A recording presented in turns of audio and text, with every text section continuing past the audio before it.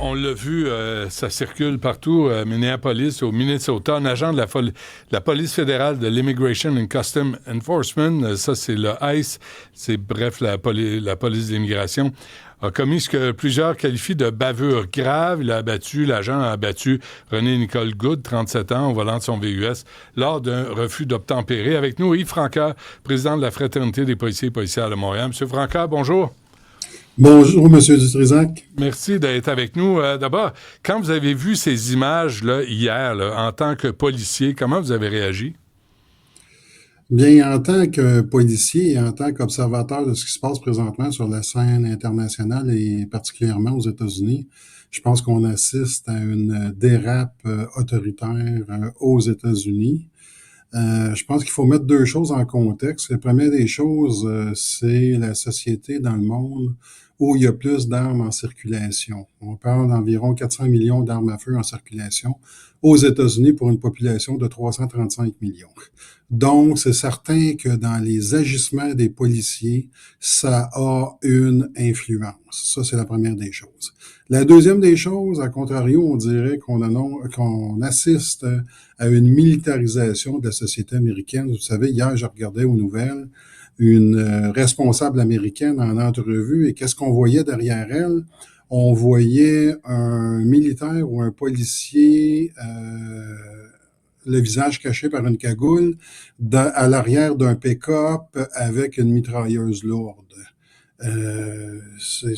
Moi, écoutez, de mes yeux, c'est pas normal présentement ce qui se passe dans la société américaine. Alors, quand vous dites ça influence le comportement des policiers, le fait qu'il y ait 400 millions d'armes à feu, c'est parce que tu sais jamais si la personne que tu abordes est armée ou pas. Ben tout à fait. Je vais vous donner un exemple tout à fait concret. J'étais en voyage en Floride il y a quelques années et je suis intercepté sur l'autoroute par des policiers, des state troopers, et je me colle et mon réflexe comme Canadien, sachant ce qui se passe aux États-Unis, c'est première des choses de baisser les quatre fenêtres de mon véhicule, de poser mes mains bien en évidence sur le volant et de dire à mes passagers de poser les mains sur leurs cuisses, de ne faire aucun geste brusque et de me laisser discuter avec le policier.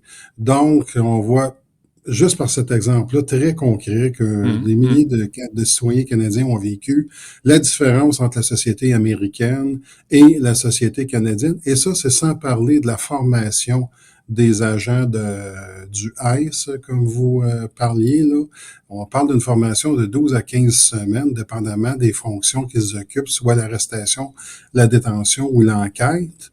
Donc, êtes-vous d'accord à dire, M. Francard, que c'est une bavure grave? C'est une bavure grave. Écoutez, on voit des images. Parfois, lorsque les images et le contexte sont expliqués, il peut y avoir une certaine compréhension, mais je suis d'accord avec vous, c'est que a priori, là, ça regarde très mal.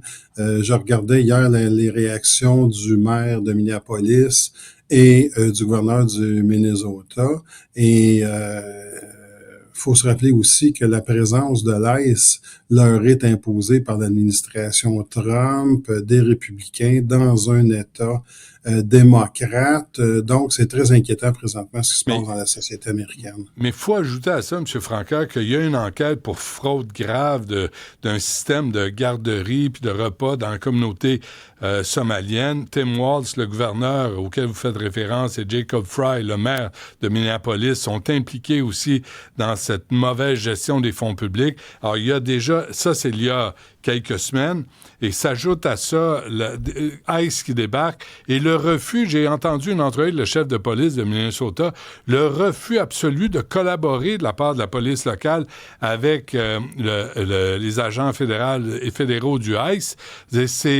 Ça règle pas, ça allège pas le problème, là. Ils sont là pour intercepter des immigrants illégaux, puis la police veut pas appuyer le ICE. Hier, ce que j'entendais de la part de l'administration Trump, c'est sûr, là, on n'a pas eu d'aide là, à intervenir au Minnesota. C'est effectivement, comme vous dites, ça dénote un problème encore plus profond dans la société américaine, c'est-à-dire la confiance dans les institutions. Le FBI présentement, là, je pense que tout le monde s'entend, est dirigé par une espèce d'incompétent. Auparavant, on aurait pu avoir confiance en une enquête du FBI dans un événement comme celui-là. Les agents du FBI sont très bien formés. Je connais des policiers québécois qui ont suivi l'entraînement d'un agent du FBI à Coantico, là, un entraînement de 5 mois en résidence. Donc, mais par contre, les dirigeants présentement font en sorte que je pense qu'il va y avoir des gros doutes sur les conclusions de l'enquête qui va être menée Ouais. par le FBI. Le refus d'obtempérer, là, c'est un réel problème dans le cas, puis ça ne justifie pas la bavure à laquelle on a assisté. Mais à Montréal, mais en France, partout où j'ai regardé, les refus d'obtempérer là, mettent en danger la vie des policiers. Ben, le refus d'obtempérer, c'est à différents degrés aussi, là. Si la personne refuse, mais demeure stationnaire, là, c'est pas tout à fait clair ou c'est moi qui a pas vu correctement, là, mais est-ce qu'elle fonce sur un policier ou pas? Puis de toute façon, au nombre d'effectifs qu'il y avait là, il y avait moyen d'intervenir de façon différente avec un véhicule pour lui bloquer le chemin, en tout cas ce que j'ai vu de Sans façon tirer. Ouais. sans tirer, là, tu sais, si la personne n'est pas armée, on parle d'une femme de 37 ans, je le répète, là, mais à la base, il y a une insatisfaction de la population de Minneapolis et du Minnesota quant à la présence de ICE présentement, qui, je le rappelle, est imposée par une administration républicaine dans un État démocrate. Oui, mais M. Franca, je reviens à ça, le refus d'obtempérer. Vous, je lisais en 2024, il y avait eu au moins 21 cas envers le SPVM, les policières de Montréal, de refus d'obtempérer. Là, foncer sur des policiers, vous m'avez déjà dit aussi que ça devenait un problème fréquent à Montréal.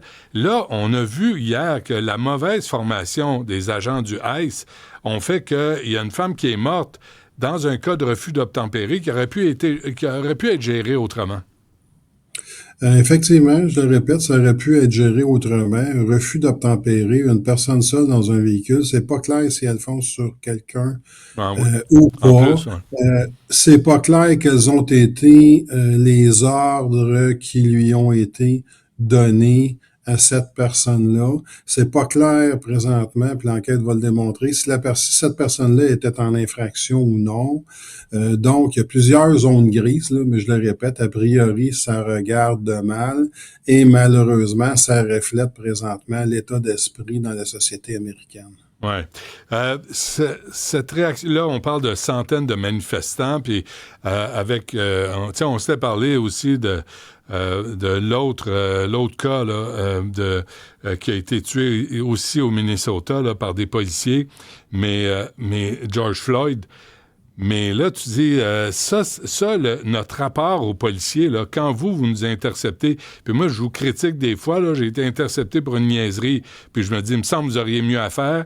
Mais notre rapport à vous, là, au rapport d'autorité aux policiers, puis on s'est parlé, on en parle aussi, là, il y a 1 an, on était censé faire des arrestations au saccage au Palais du Congrès, il ne s'est toujours rien passé. Tout ça est remis en question. Ben, c'est remis en question, oui. Disons que le droit, la charte, c'est très différent au Québec et au Canada de ce qui se passe aux États-Unis. Je vous avoue que moi aussi, je suis déçu, là. Disons qu'on s'entendait dans le milieu policier beaucoup mieux que ce que l'on a reçu du ministre Lafrenière en termes d'outils pour être capable d'intervenir de façon plus répressive, mais je dirais, c'est drôle à dire, mais plus répressive, mais de façon positive. Je pense que les citoyennes de Montréal s'attendent à ce que les policiers et policières de Montréal interviennent, à ce qu'on ait les outils pour intervenir avant que ça dégénère. Et là, on est arrivé avec un gros ballon gonflé à l'hélium. Mais Mais qui on vous avait pas promis des caméras corporelles, on vous avait promis des changements là, au SPVM, non? Des changements au SPVM, oui. Je pense que la nouvelle administration est de très bonne foi. Par contre, moi, je me suis fait dire mot à mot au cabinet du ministère de la Sécurité publique il y a environ 5 mois que les caméras corporelles, ou communément appelées les bodycams, c'était pas pour demain. Et pour quelle raison? C'est compte tenu de l'impossibilité technologique présentement de gérer les images, les banques de données, l'accessibilité par le ministère de la Justice. Donc, même si l'administration montréalaise investissait dans l'achat des bodycams, des caméras corporelles, il y a impossibilité présentement par le ministère de la Sécurité publique de traiter les images, les données. Bon, il y a juste une autre affaire aussi, là. On aura l'occasion de se reparler. Là, M. Franca, on m'a parlé des coupures budgétaires qui ont entraîné la fermeture, je ne sais pas si vous êtes au courant, du Centre d'évaluation des compétences et aptitudes professionnelles de l'École nationale de police du Québec. Ça, c'était un département de psychologie pour évaluer les gradés, les promotions. Êtes-vous au courant de ça, de cette coupure-là? Oui, je suis au courant. Disons que l'École nationale de police du Québec s'est fait commander des coupures importantes par le ministère de la Sécurité publique. Coupures qui, par contre, ne touchent très peu le service de police de la Ville de Montréal parce que, compte tenu du nombre, on parle de 4814 policiers présentement à Montréal, des infrastructures en matière de formation. Donc, les processus de promotion à Montréal se font majoritairement à Montréal et OK. moins avec l'aide de l'École nationale de police. Bon, OK. Et avant qu'on se quitte, il y a une nouvelle qui est sortie tantôt. Il y a aux abords de l'UQAM, là, il y a un homme qui menaçait les gens avec un couteau. Il a été maîtrisé. Il y a des policiers qui ont été blessés. Qu'est-ce qu'on sait de la situation? Ben, disons que au moment où je vous parle, je pense que je viens d'avoir l'information qu'il n'y a pas de BEI de déclenché, là, mais je suis pas certain. Par contre, ce que j'aimerais dire, c'est que c'est encore un problème de santé mentale. Présentement, la direction de service de police vient de fusionner 2 postes du centre-ville, ce qui faisait en sorte de récupérer une masse de 50 policiers. Là, on parle de 4 sergents et 46 ou 48 policiers. Et l'objectif avec ça était de prendre ce personnel-là et de s'attaquer à la base aux problèmes d'itinérance, aux problèmes de consommation. Et ce que je peux vous dire, c'est qu'il y a eu des négociations qui ont duré sur plusieurs mois avec le ministère de la Santé et le ministre Carman pour obtenir des ressources, soit services sociaux, infirmiers, infirmières de rue, et ça n'a jamais abouti. Donc, nos policiers, nous, on tourne en rond, c'est le phénomène, je vous en ai déjà parlé, des portes tournantes. Nos gens se retrouvent avec des individus intoxiqués, problèmes de santé mentale, désorientés, que la seule possibilité qui s'offre à nous, c'est de les amener à l'hôpital.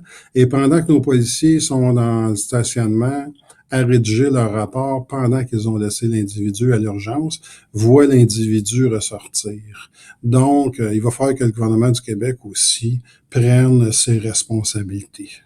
Très bien. Yves Franca, président de la Fraternité des policiers et policières de Montréal. Merci, M. Franca. Bonne année. Bonne année à vous et à vos auditeurs en cette première entrevue de l'année. Au plaisir. Merci.